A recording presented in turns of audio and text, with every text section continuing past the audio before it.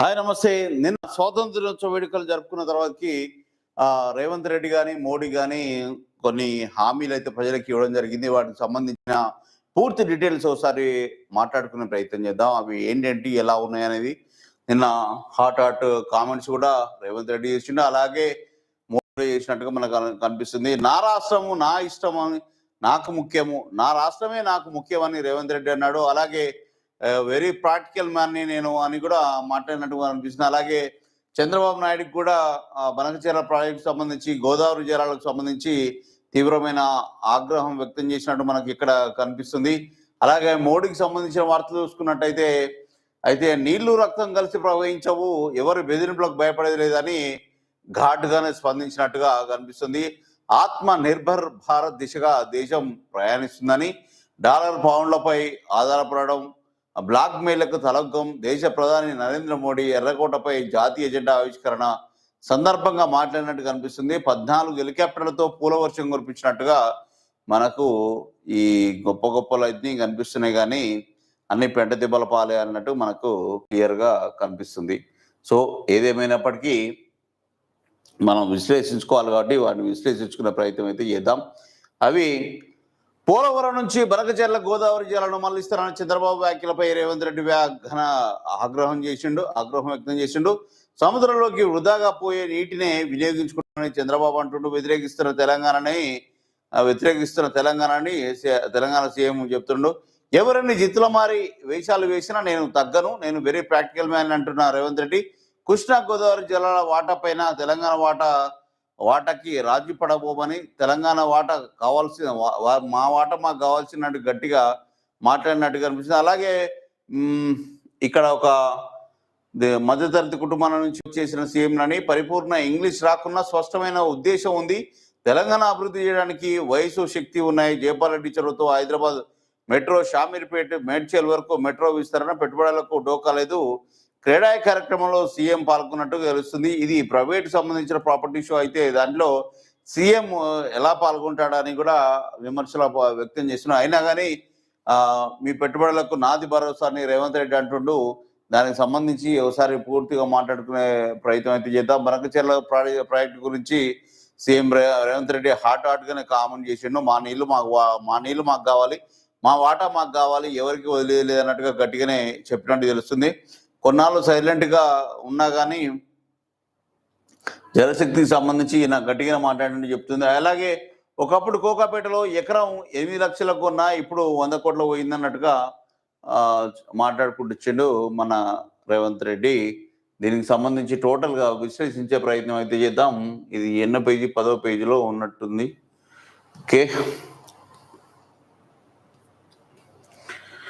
Okay, నీళ్ళ వాటా గురించి రాజీపడని అన్న రేవంత్ రెడ్డి. ఇది నేను చెప్పుకున్నాం ఆల్రెడీ. ప్రభుత్వం ఏం చేయబోతుంది అనేది మనం ఒకసారి మాట్లాడుకుందాం. తెలంగాణ ప్రభుత్వం బనకచెర్లపై ఎలాంటి విధానాన్ని అనుసరించబోతుంది, ఏవి ప్రాజెక్టుని నిర్మాణం చేపడితే ఏం చేస్తుంది అనేది ఇప్పుడు చర్చకు దారితీసింది. రాష్ట్రం నుండి 12 ఏళ్ళు అవుతున్నా ఇంకా కృష్ణా గోదావరి జిల్లాలో నీటి వాటాన్ని కేంద్రం తేల్చలేదు. అంతేకాదు గోదావరి కృష్ణా బోర్డు కార్యాలయాలను చెరో రాష్ట్రంలో ఏర్పాటు చేసిన కేంద్రం 2 రాష్ట్రాల మధ్య నీళ్ల పంచాయతీకి మార్గం శాశ్వత ముగింపు చూపడం లేదని వాపోతున్నాడు. అలాగే దీంతో రాబోయే కాలంలో నీటి పంచాయతీ ఎటు దారి తీస్తుందోనని ప్రజల్లోనూ చర్చనీయాంశమైంది. అంతేకాదు రాబోయే స్థానిక సంస్థల ఎన్నికల ముందు ఈ బనకచెర్ల ప్రాజెక్టు అంశం ప్రతిపక్షాలకి ప్రచార అస్త్రంగా మారే అవకాశం ఉంది. ఈ తరుణంలో సీఎం రేవంత్ రెడ్డి ఎలాంటి అస్త్రాలతో ముందుకు సాగుతారు, ప్రాజెక్టు నిర్మాణాన్ని ఎలా అడ్డుకుంటారు, కేంద్రంపై ఎలా పోరాటం చేస్తారనేది మనకు కనిపిస్తున్న హాట్ టాపిక్. ఈ విషయంలో హక్కుల విషయంలో రాజీ పడబోనని రేవంత్ రెడ్డి ఒక పక్కన అంటూనే ఆ బనకచెర్ల ప్రాజెక్టుని ఎలా అడ్డుకుంటాడు, ఏ విధంగా దాన్ని అంటే కేంద్ర సర్కార్ తోటి ఏ విధంగా మాట్లాడి దాన్ని సమస్య పరిష్కార దిశగా ముందుకు తీసుకెళ్తారా అనేది ఒకటి చర్చ అయితే నడుస్తుంది. దానికి సంబంధించి కేంద్రం సపోర్ట్ చేస్తలేదు, మరి పంచాయతీ ఎన్ని రోజులు చేస్తుంది నీటి పంచాయతీని అనేది ఒక క్లియర్ కట్ సమాధానం అయితే కేంద్రం నుంచి రావట్లేదని చెప్పుకుంటూ వస్తుండు. అయినప్పటికీ రేవంత్ రెడ్డి ఈ విషయంలో ముక్కుసూటిగానే మాట్లాడినట్టు తెలుస్తుంది. కానీ మన చంద్రబాబు ఏమో వృధాగా పోయే నీటిని మేము వాడుకుంటామని అంటుండు. అలాగే రేవంత్ రెడ్డి ఏమో మా వాటా మాకు కావాల్సినన్ని నీళ్లు మాకు ఉన్నాక మా నీళ్లు మేము వాడుకున్నాకనే మిగిలిన నీళ్లు మేము పంపిస్తాం, లేకుంటే లేదు అన్నట్టుగా రేవంత్ రెడ్డి చెప్తున్నాడు. సో ఈ డ్రామా ఈ కేంద్రం దానికి సంబంధించి నీటి పంచాయతీని పరిష్కార దిశగా కేంద్రం చూపిస్తలేదని ఒక మాట, ఇక్కడ మా వాటా మాకు కావాలనే మా నీళ్లు మాకు సరిపోయినాకనే మిగతా వాళ్ళకి అన్నట్టు మరో మాట, అక్కడ వాళ్ళేమో వృధాగా పోయి నీటిని వాడుకుంటాం ప్రాజెక్ట్ కిందకి అని చంద్రబాబు అంటాడు. సో ఏదేమైనప్పటికీ వీళ్ళ మధ్య హాట్గానే చర్చలు నడుస్తున్నాయి. అయితే నిన్న క్రెడాయికి సంబంధించి రేవంత్ రెడ్డి ఒక రియల్ ఎస్టేట్ కంపెనీకి సంబంధించి ఆయన ఆ ప్రాపర్టీ షోకి సంబంధించి వెళ్ళినట్టుగా మనకు తెలుస్తుంది. దానికి సంబంధించి పూర్తిగా దాన్ని కూడా విశ్లేషించే ప్రయత్నం చేద్దాం. క్రెడాయి ఏంటి, దాని కథ ఏంది, అది దేనికి సంబంధించింది అంటే అది రియల్ ఎస్టేట్, టోటల్ రియల్ ఎస్టేట్కి సంబంధించింది. ఆ రియల్ ఎస్టేట్లో అన్ని రియల్ ఎస్టేట్లకు సంబంధించిన ముఖ్యమైన వ్యక్తులు, ముఖ్యమైన అందరూ టోటల్ రాష్ట్రంలో రెడ్లు, వెలమలు, మిగతా అగ్ర కుల సామాజిక కాపులు కూడా వీళ్ళందరూ దాంట్లో ఇన్వాల్వ్ అయినట్టుగానే ఉంది.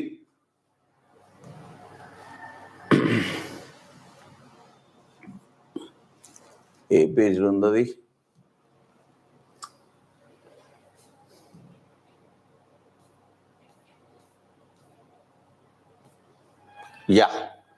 క్రెడాయి ప్రాపర్టీ షో ఒకే వేదికపై అగ్రశ్రేణి రియల్ ఎస్టేట్ కంపెనీలన్నీ ఒక కాడ జమైనయి మొత్తం రాష్ట్రాన్ని దోచుకోవడానికి, రాష్ట్రాన్ని రియల్ ఎస్టేట్లో ఇక ఒక కాపు కాస్తున్నాయి.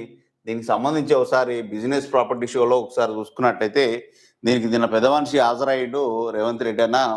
వాళ్ళకి సంబంధించిన అగ్రకుల సంబంధించిన రెడ్డి సామాజిక వర్గాల రియల్ ఎస్టేట్ కంపెనీలన్నీ ఇక్కడ చేరినాయి.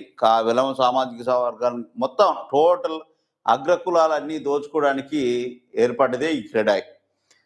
ఇక బీసీలు లేరు, ఎస్సీలు లేరు, ఎస్టీలు లేరు, ఎవరు ఉండరు. అలా మనం సంపాదించిన పైసలు అక్కడ కొనుక్కోవడానికి పోవాలి.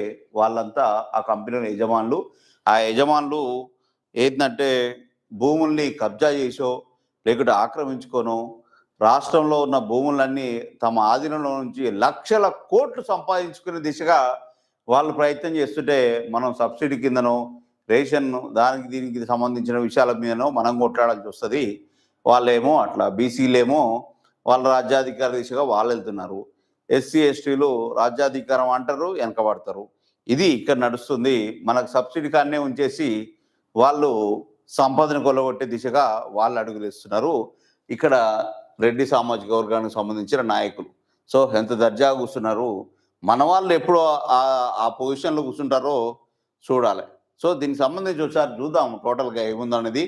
నగరంలో అత్యధిక ప్రతిష్టాత్మక రియల్ ఎస్టేట్ ప్రదర్శన గుర్తింపు పొందిన క్రెడాయి హైదరాబాద్ ప్రాపర్టీ షో 2025 శుక్రవారం మాదాపూర్ హైటెక్ ఎగ్జిబిషన్ సెంటర్లో ఘనంగా ప్రారంభమైంది. ఈసారి ప్రదర్శన థీమ్ చాయిస్ ఆఫ్ వ్యూవర్స్గా నిర్ణయించారు.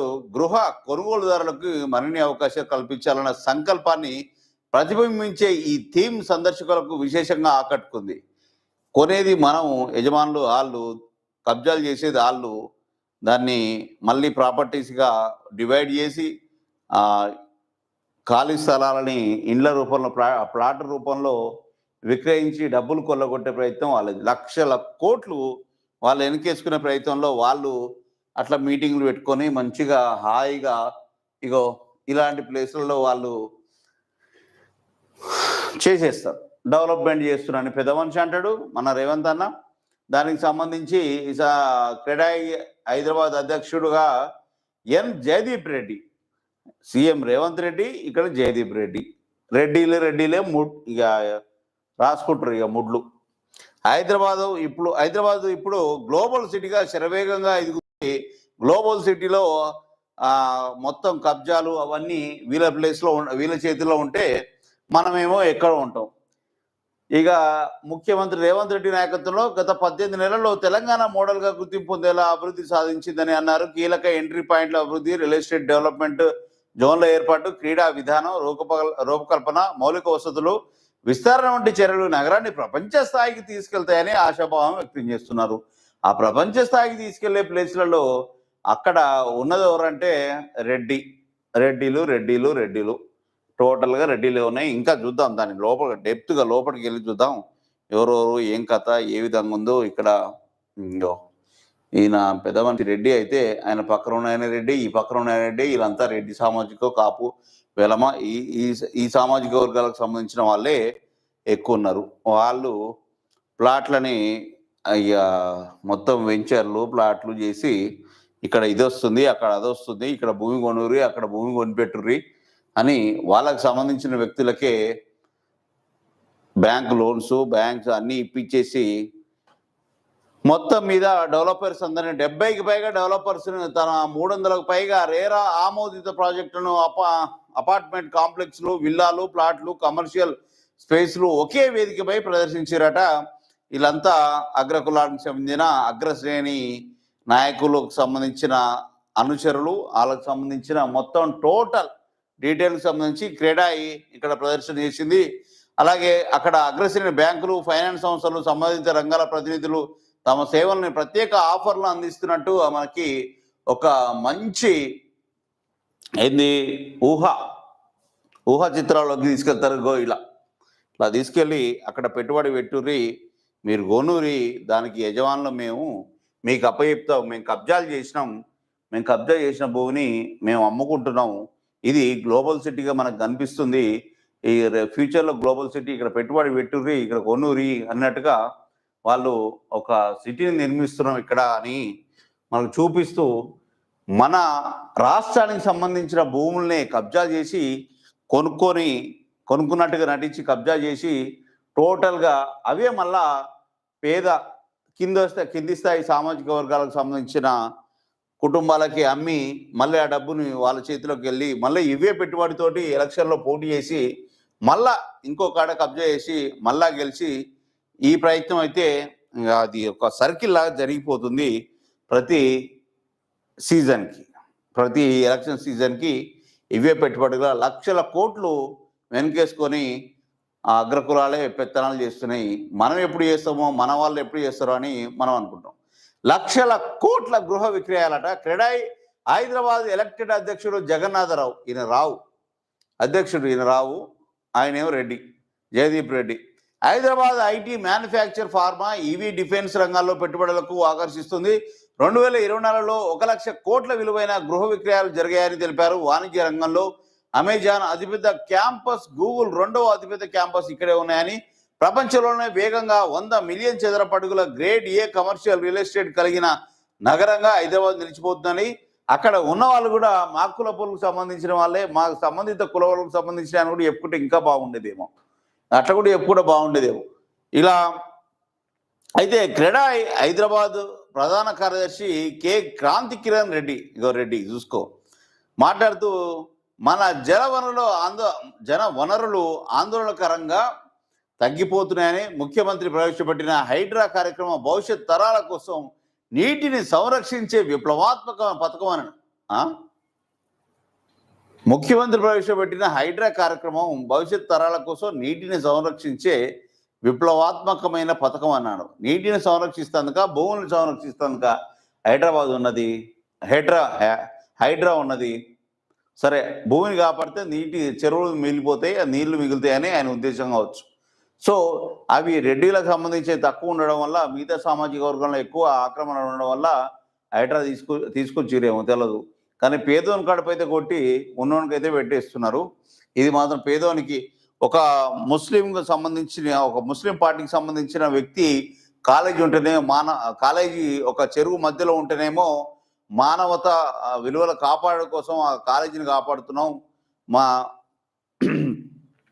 అక్కడ పేద కుటుంబాలు చాలా వరకు చదువుకుంటున్నాయని చెప్తున్నారు. మరి కొన్ని కుటుంబాలు, పేద కుటుంబాలే దాని సరౌండింగ్లో కొంత వేరే చోట్ల పేద కుటుంబాలను నివసిస్తుంటే వాళ్ళని చెల్లాచెదురు చేసినారు. అక్కడ మానవత్వం కనిపిస్తలేదా హైడ్రా కమిషనర్ గారు, అలాగే రేవంత్ రెడ్డి గారు? అది కూడా ఒకసారి ఆలోచించండి. పేదలకి అక్కడ లేపేసి అక్కడ వేరే కాలేజీ కాడికి వచ్చేసరికి మానవత్వం గురించి మాట్లాడారు. ఇక్కడ ఈ పేద కుటుంబాలకు సంబంధించిన మానవత్వం ఎటుపోయింది? వాళ్ళని చెల్లాచెదురు చేసి గోడలు గొలగొట్టి వాళ్ళు లోన్స్ తెచ్చుకొని డబ్బులు బ్యాంక్ లోన్స్ తెచ్చుకొని అప్పులు తెచ్చుకొని అక్కడ కొనుక్కొని, సరే అప్పుడు ఏ విధంగా జరిగిందో ఎట్లా అమ్మిరో తెలియదు కానీ కొనుక్కొని ఆ చెరువు పక్కనో అక్కడనో ఇక్కడనో, సరే ఎఫ్టిఎల్ పరిధిలో ఉన్నా ఏ పరిధిలో ఉన్నా కానీ వాళ్ళైతే కొనుగోలు చేసే కొనుక్కున్నారు. వాళ్ళకి సరైన న్యాయం చేసే దిశగా మన ప్రభుత్వం అడుగులేసి అక్కడ కూడా మానవత్వం చూపిస్తే బాగుంటుందని నా ఉద్దేశం, అందరి ఉద్దేశం కూడా. సో ముఖ్యమంత్రి ప్రవేశపెట్టిన హైటెక్ కార్యక్రమం భవిష్యత్ తరాలకు నీటిని సంరక్షించే విప్లవాత్మకమైన పథకమని, స్థిరమైన అభివృద్ధి కోసం నీటి సంరక్షణ, వర్షపు నీటి నిల్వ, పర్యావరణ హిత పద్ధతిలో ప్రతి ప్రాజెక్టులో అమలు చేస్తామని హామీ ఇస్తున్నారు. అలాగే ఈ కార్యక్రమంలో కన్వీనర్ కుర్రా శ్రీనాథ్, కోకన్ అరవిందరావు, మోచేని CREDAI elected national president G Ramareddy, CREDAI Telangana అధ్యక్షుడు ఇంద్రసేనారెడ్డి, ఉపాధ్యక్షులు మనోజ్ కుమార్ అగర్వాల్, కె అనిల్ రెడ్డి, వై రవి. ఈ పేర్లన్నీ ఎందుకు చదువుతున్నా అంటే ఇంతమంది రెడ్డిలు వస్తారో రావులు వస్తారో అని చూడడం కోసమే చదువుతున్నా. అయితే రవిప్రసాద్ కాగంచి, నితీష్ రెడ్డి గూడూరు, సంయుక్త కార్యదర్శిగా సంజయ్ కుమార్, అలాగే శ్రీరామ్ ముసునూరు తదితర వ్యక్తులు పాల్గొన్నట్టుగా మనకి ఇక్కడ కనిపిస్తుంది. వాళ్ళే అధ్యక్షులు, వాళ్ళే ఉపాధ్యక్షులు, వాళ్ళే కార్యదర్శులు అందరూ కాకేమో ముసిముసి నవ్వులు అవుతుండు. ఈ రియల్ ఎస్టేట్కి సంబంధించిన ప్రాజెక్టు ఒకే వేదిక పైన అగ్రశ్రేణి రియల్ ఎస్టేట్ కంపెనీలన్నీ ఒకే చోట చేరి ఫ్యూచర్ సిటీని కడుతున్నట్టుగా దానికి సంబంధించిన పెట్టుబడులు రాబట్టడం కోసం ఇది స్టార్ట్ అయింది. ఈ క్రెడాయి కింద చాలా మంది ఉన్నారు. దాని ముసుగులో చాలా పెట్టుబడిదారులు చాలా మంది ఉన్నారు. ఆంధ్ర తెలంగాణకు సంబంధించి అందరూ చాలా మంది ఉన్నాయి. 20-30 కంపెనీలు ఉండొచ్చు. ఆ రియల్ ఎస్టేట్ కంపెనీలు అన్ని పర్మిషన్లు ఉన్న కంపెనీలు. ఇవన్నీ జనాల డబ్బుని కొల్లగొట్టడం కోసం తెలంగాణ రాష్ట్రంలో ఉన్న భూముల్ని కొల్లగొట్టి ఆక్రమించి కబ్జా చేసి మళ్ళీ వాటిని ప్లాట్లుగా విక్రయించి విల్లాలు, డూప్లెక్స్లుగా విల్లాలు, ప్లాట్లు ఇవన్నీ చేసుకుంటూ టోటల్గా మళ్ళీ జనాల దగ్గర ఉన్న డబ్బుల్ని వాళ్ళ అకౌంట్లోకి వేసుకొని మళ్ళీ రాజ్యాధికార దిశగా ఆ పైసల్ని పెట్టుబడిగా పెట్టుకొని మళ్ళీ గెలిచి లక్షల కోట్లతోటి పోగు చేసుకొని వాళ్ళే డెవలప్ అయ్యి వాళ్ళే కొనుక్కొని వాళ్ళే చేసుకొని కబ్జాలు చేసుకొని డబ్బులు సంపాదించుకొని వాళ్ళే బాగుపడాలి. కానీ మిగతా సామాజిక వర్గాలకు సంబంధించిన కానీ ఎస్సీ ఎస్టీ బీసీ మైనార్టీలకు సంబంధించిన వాళ్ళు ఎవరు రాజ్యాధికార దిశగా ఈ పొజిషన్కి ఇక్కడ కూర్చొని చూసినా ఈ పొజిషన్కి ముఖ్యమంత్రి పొజిషన్కి మిగతా సామాజిక వర్గాలు రాకుండా అక్కడ అధికారాన్ని కబ్జా చేస్తారు, ఇక్కడ భూముల్ని కబ్జా చేస్తారు, డబ్బుల్ని కొల్లగొడతారు. ఇక కింద స్థాయి సామాజిక వర్గాలకి సబ్సిడీ కింద కూడా ఏదో చిన్న రిజర్వేషన్లు ఉంటే కూడా అవి ఎందుకు మీకు అన్నట్టుగానే మళ్ళీ ఇంకో పార్టీ ద్వారా అనిపిస్తారు. ఇదంతా ఒక కుట్రపూరితమైన రాజకీయాలు భారతదేశంలో నడుస్తున్నాయి. ఈ భారతదేశం ఈ కుల మత పరంగా విడిపోతూ ఈ విధంగా దేశాన్ని దోచుకొని ఇప్పుడు ఈ తెలంగాణను దోచుకోవడానికి, తెలంగాణలో ఉన్న భూములు దోచుకోవడానికి బయలుదేరిన మహానుభావులు. ఈ మహానుభావులుకి పెద్దన్నగా ఇప్పుడు మన రేవంత్ రెడ్డి అన్న మధ్యలో కూర్చుంటూ ఇది ప్రైవేట్కి సంబంధించిన బిజినెస్ అయినా కానీ పెద్దన్న పోయి దాంట్లో కూర్చుండంటే అన్న రియల్ ఎస్టేట్ నుంచి వచ్చినోడే కాబట్టి రియల్ ఎస్టేట్కి సంబంధాలు ఉన్నాయి కాబట్టి అన్న పోయిండు, రేవంత్ అన్న పోయి తన బిజినెస్ కూడా ఉంటున్న చల్లా. టోటల్గా అయితే మంచి పెట్టుబడి క్రెడాయే. ఈ క్రెడాయికి సంబంధించి పెద్ద మోతబారులందరూ అక్కడ చేరిరు, కబ్జాలు చేసుకునేట్లు ప్లాట్లు పెట్టుకొని దొబ్బుకు దింగుతారు పైసలన్నీ. ఇది క్రెడాయికి సంబంధించి నిన్న జరిగిన ప్రాపర్టీ షోలో మన రేవంత్ అన్న పాల్గొన్నాడు. అది ఎవరు తరపున అంటే వాళ్ళ సామాజిక వర్గాలకు సంబంధించి ముఖ్యమైన రియల్ ఎస్టేట్ కంపెనీలు అన్నీ అక్కడ ఉండడం వల్ల అన్న పోయిండు పెద్దన్న. ఈ క్రెడాయి ప్రాపర్టీ షోకి సంబంధించి పెద్దన్న నాయకత్వం వహిస్తున్నట్టుగా అనిపిస్తుంది. ఇక ఆయన పక్కన రైట్గా రెడ్డి, ఇటు సైడు రెడ్డి, వెనకాల రావు, ముందు రావు. ఇక మొత్తానికి పనికి రాకుండా పోతాడో, మొత్తాన్ని దోసుకొని పోయి మన తెలంగాణకు రాకుండా పోతాడో చూడాలి. ఇక రేవంత్ రెడ్డిది ఇట్లా నడుస్తుంది ప్రస్తుతానికి. ఇక మిగతా ఉన్నాయి మెయిన్వి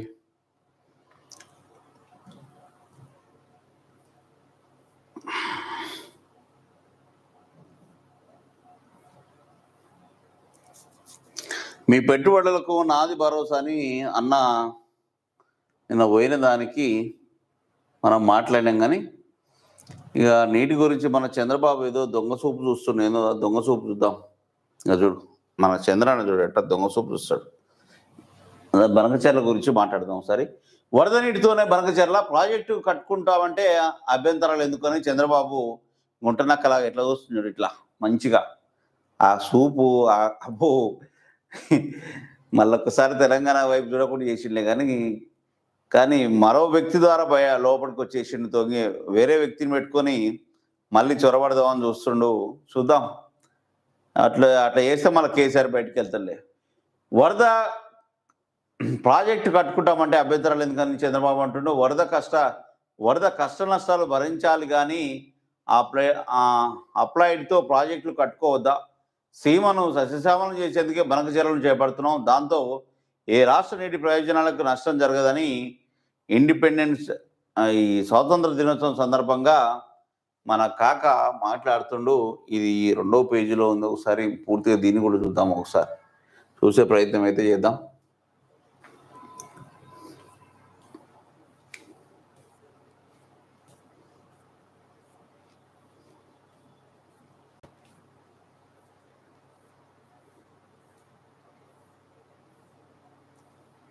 ఆల్రెడీ మాట్లాడుకున్నదే ఇది, కానీ అదే ఉంటుంది. దేశానికి ఆదర్శంగా తెలంగాణ కృష్ణానది జిల్లాలో ఎస్ఎల్బిసి, పాలమూరు రంగారెడ్డి లాంటి పథకాలు పూర్తి చేసి దేశానికి ఆదర్శంగా నిలబడే రాష్ట్రంలో పరిపాలనను అందిస్తున్నామని నెహ్రూ హయాంలో నిర్మించిన సాగర్, నాగార్జున సాగర్, శ్రీశైలం, శ్రీరామ్ సాగర్ లాంటి ప్రాజెక్టులు ప్రపంచానికి ఆదర్శంగా నిలిచాయని, ఈ ప్రాజెక్టు నిర్మించిన కాంగ్రెస్ ప్రభుత్వానికి పూర్తి అవగాహన, ప్రణాళికలు, వాటిని అమలు చేసే చిత్తశుద్ధి ఉన్నాయని, కాళేశ్వరం ప్రాజెక్టు నుంచి చుక్క నీరు రాకపోయినా ధాన్యం దిగుబడిలో రికార్డు సాధించామని చెప్పారు. శ్రీశైలం, నాగార్జున సాగర్, శ్రీరామ్ సాగర్, కోయల్ సాగర్ ప్రాజెక్టులు నీటితోనే వరి పండిస్తున్నట్టు తెలిపాడు. చుక్క నీరు రావడం ఎందుకు ఈ అబద్ధాలు చెప్పడం. కానీ సరే, కాళేశ్వరం ప్రాజెక్టు నుంచి చుక్క నీరు రాకపోయినా అట చెప్పడానికి ఏమన్నా ఉండాలి. సరే, వాళ్ళు ఇక దాని మీద కుట్రపూరితంగానే మాట్లాడతారులే. కానీ ఆయన మాట్లాడి ఇంకేమన్నా హైలైట్ న్యూస్.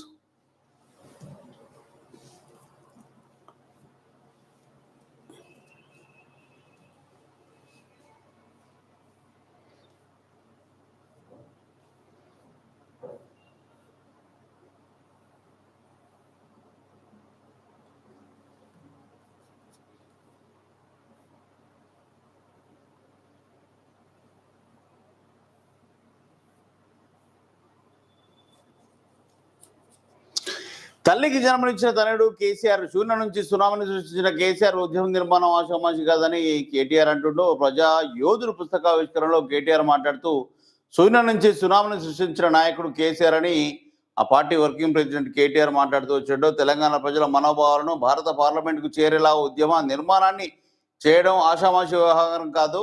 తల్లికి జన్మనిచ్చిన తనయుడు ఇతడు అని గౌరెడ్డి వెంకన్న కేసీఆర్ని ప్రశంసించడం ఏమాత్రం అతిశక్తి కాదని కేటీఆర్ అన్నాడు. తల్లికి జన్మనిచ్చిన తనయుడు ఏందో, తల్లికి జన్మనియడం ఏంద్రయ్యా, తెలంగాణ తల్లికి. ఓకే, ఆ విధంగా అర్థం చేసుకోవాలి. అది కథ. ఇక నిన్న ముగిసిన స్వాతంత్ర వేడుకలు, మురిసిన మూవెన్నర్ జెండాలు అన్నీ ముగిసిపోయినాయి. నిన్నటితో సంబరాలు అయితే అయిపోయినాయి.